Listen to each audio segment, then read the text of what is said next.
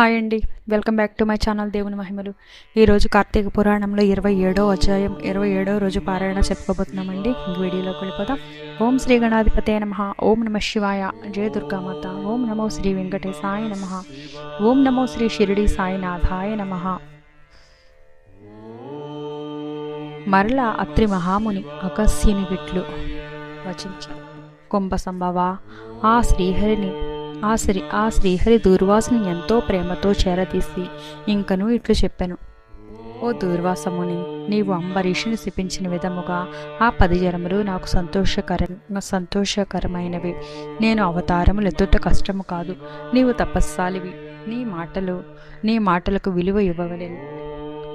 గానాందులకు నేను అంగీకరించి తిని బ్రాహ్మణుల మాట తప్పకుండుట నా కర్తవ్యము. నీవు అంబరీషుని ఇంట భుజింపక వచ్చినందుకు అతడు చింతాక్రాంతుడై బ్రాహ్మణ పరివృత్తుడై ప్రయోపవేశమునర్చించినాడు. ఆ కారణము వలన విష్ణు చక్రము నిన్ను బాధింపబోయేను. ప్రజారక్షణమే రాజధర్మము గాని ప్రజాపీడనము కాదు. ఒక బ్రాహ్మణుడు దుష్టుడైనచో వానిని జ్ఞానులకు బ్రాహ్మణులే శిక్షింపవలెను. ఒక విప్రుడు పాపి అయినా మరొక విప్రుడే దండించవలెను. ధనుర్బాణములు ధరించి పుష్కరుడైన యుద్ధముకు వచ్చిన బ్రాహ్మణుని తప్ప మరెవ్వరిని ఎప్పుడూ దండించకూడదు. బ్రాహ్మణ యువకుని దండించుట కంటే పాతకము లేదు.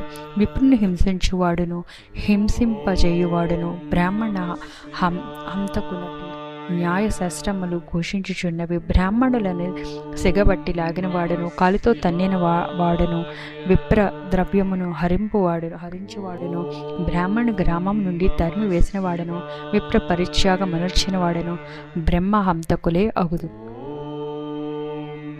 కాన ఓ దూర్వాస మహర్షి, అంబరీషుడు నీ గురించి తపస్సాలియు విప్రోత్తముడు ఆగు దూర్వాసుడు నా మూలమున ప్రాణ సంకటమును పొందుచున్నాడు. అయ్యో, నేను బ్రాహ్మణ హంతకుడునైతినే అని పరితాపము పొందుచున్నాడు.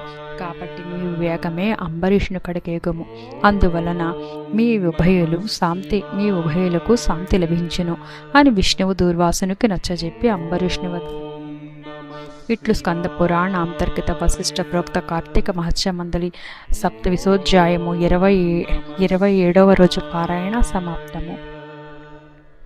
ఓం నమ శివాయ. ఓం నమ శివాయ. ఓం నమ శివాయ. వీడియో మీకు నచ్చినట్లయితే లైక్